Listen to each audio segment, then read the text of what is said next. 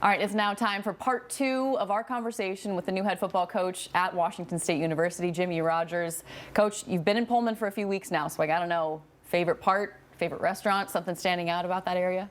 Whew. I don't know if I can answer these legally without getting reamed over them, but we've had some good ones. South Fork stands out to me. Yeah. That's a great place.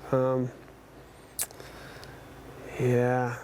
I would go with South Fork probably. South Fork. And then just the community, anything stand out? Yeah, I would say just the warm welcoming that not just my family has gotten, but I would say all of our family and our staff that have started to show up, just how supportive everybody's been, from administration to the common fan to really anybody that we see. It's always go Cougs. Yep, and don't call this a rebuild. We've heard you say that. Why do you not believe that this is a rebuild and you can start something big right away?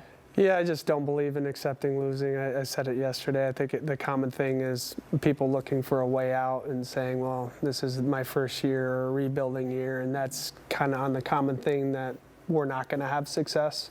And I just refuse to put that into my mind or the player's mind that you don't have to wait for success, but we do have to work at it, and we need to work at it here in a rapid rate to have success come this fall. You've already been asked this question about 1 million times already, just because the air raid was such a significant part of Washington State football, really for more than a decade. So when it comes to your offensive philosophy and defensive philosophy, what do you want your Cougar team to look like? Yeah, I think balanced on both sides of the ball. I think great teams are balanced. I think if you're going to want to play for a championship, you're going to have to be able to run the ball in the late months when it starts to get colder out. And everybody, I say the word run the ball, it's like a foreign thing here. We're not going to be so run heavy to where we're not passing the ball. We're just going to be balanced and try to expose defenses on maybe where they're weak at. And I do believe that some explosive plays come from being able to run the football to where play action pass works. So we got to look to see who our best players are and where their skill set lies, and give opportunities to those players on the offensive side of the ball, whether that means running the ball or passing the ball.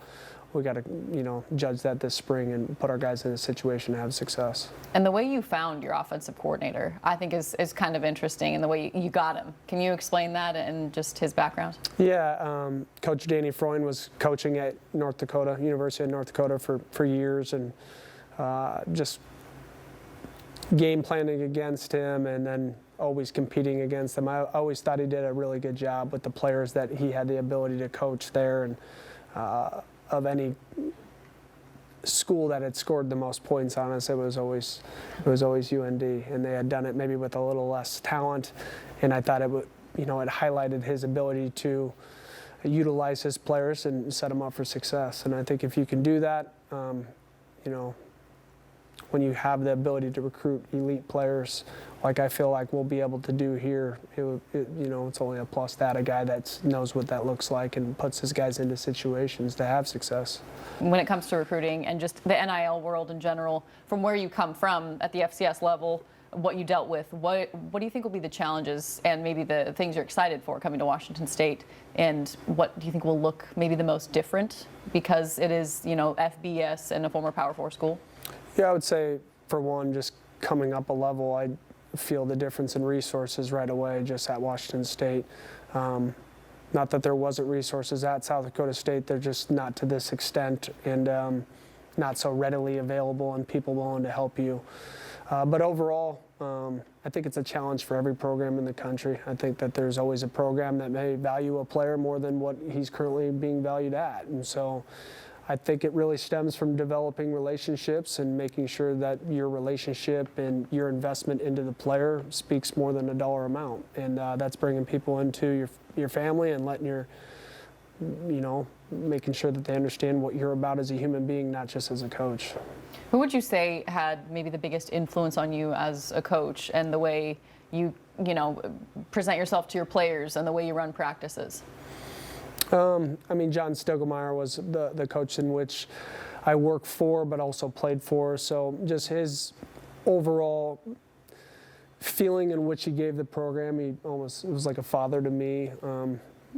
Eventually felt like a grandfather to the football team. And I think if you treat people with respect and you're honest with them and you care about them, they end up playing harder for you. You gotta love them. And he did that for me. He gave me every opportunity along the way. I've been blessed to be around him, but I've had numerous great coaches. I don't know if I've ever had a bad experience with any coach that's led me. So I've had great mentors along the way, and there's a lot of things that I take from every coach that I meet because I just believe in trying to consistently learn and find new ways to adapt and not get complacent in what I've done. And with this contract, I mean, you will be the coach that ushers Washington State into the new look Pac-12. What excites you about that?